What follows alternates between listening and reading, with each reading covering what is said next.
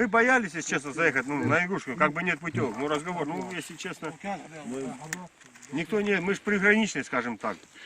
На этом видео трое мужчин пересекли границу республики в тихой зоне, где, по всей видимости, планировали охотиться на кабанов. Их задержали егеря, выписав штраф до 5000 рублей. Им сделали предупреждение. При повторном правонарушении горе-охотники уже должны будут сдать свое оружие, плюс оплатить еще один штраф. За последний год здесь было поймано немало браконьеров. Борис, мы на вашей территории не заезжаем. Один раз. Мы здесь Почему? охотимся. Почему? Мы не заезжаем, потому что мы Я вижу тебя. законопослушные люди.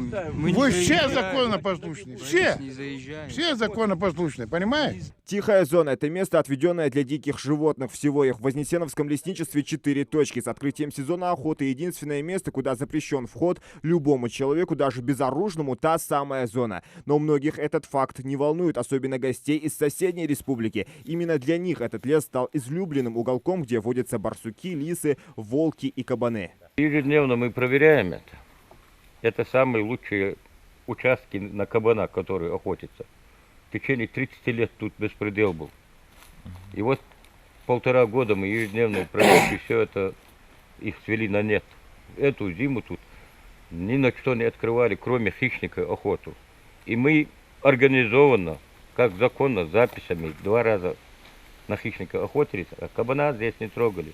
Прокладывая путь по Вознесеновскому лесу, наша съемочная группа наткнулась на преграду из деревьев. Судя по всему, как отмечают егери, это дело рук браконьеров. Дерево сюда перетащили, оно росло совсем в другом месте. Так охотники перекрыли путь незваным гостям. Но охотоведы давно научились не выходить в дорогу без необходимого оборудования. На любой случай путь расчищают бензопилой, а через метров 100 нас встречает целая база охотников. Видно, не 2-3 человека, тут много отдыхающих.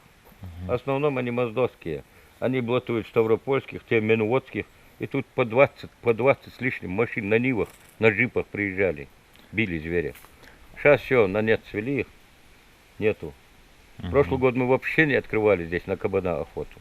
На зайца не открывали. Гильза, пепел от костра и самодельные скамейки со столиком. Видимо, после результативной охоты браконьеры проводили здесь пикник. А здесь одна из браконьерских ловушек, которую егери демонтировали несколько дней назад. Один раз убрали, они повторно сделали. Но второй раз, когда убирали, мы записку оставили. Поймаем, что худо ему будет. Больше он не сделал его.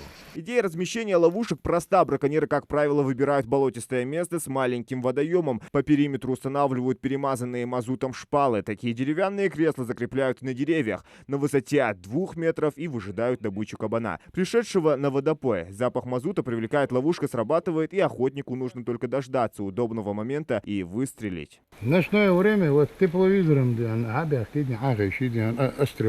ночное время. Не видать, где он сидит, понимаешь? Вот поэтому хотим убрать их. Сперва очистим вот этот 106 штук отсюда убрали мы.